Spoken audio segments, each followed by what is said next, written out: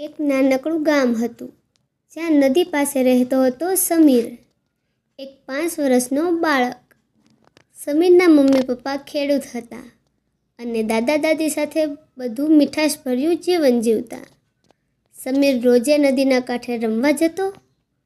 એક દિવસ જ્યારે સમીર પથ્થર ફેંકીને પાણીમાં છાંટા બનાવતો હતો તેટલામાં પાણીમાંથી એક નાનકડી માછલી બહાર આવી. અરે તું! સમીર ચોંકી ગયો. હું માછલી છું, મીરા. તું રોજ પાણીમાં છાંટા કરતો હો છો. પાણી પણ જીવતું હોય છે, તને ખબર છે? મીરાએ હળવી વાણીમાં કહ્યું. સમીર બોલ્યો, માફ કરજે મીરા, મને ખબર ન હતી કે તને પણ દુઃખ થાય છે.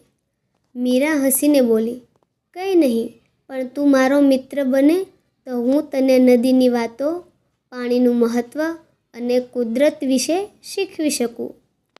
તે દિવસથી સમીર દરરોજ મીરાને મળવા જતો. મીરાએ એને સમજાવ્યું કે કેવી રીતે પાણી બચાવવું, કેવી રીતે કચરો ન નાખવો અને નદીઓને કેવી રીતે જીવિત રાખવી. સમીરે ઘરમાં જઈને બધાને કહ્યું, દાદા દાદીને, મમ્મી પપ્પાને, અને પછી આખું પરિવાર પાણી બચાવવા લાગ્યું. આ જોઈને ગામના બધા લોકોને પ્રેરણા મળી. થોડા મહિના પછી નદી પણ એકદમ સરસ સાફ થઈ ગઈ અને ચમકવા લાગી. અને પછી મીરા અને સમીર બંને મિત્રો બની ગયા અને આનંદથી રોજે રહેવા લાગ્યા.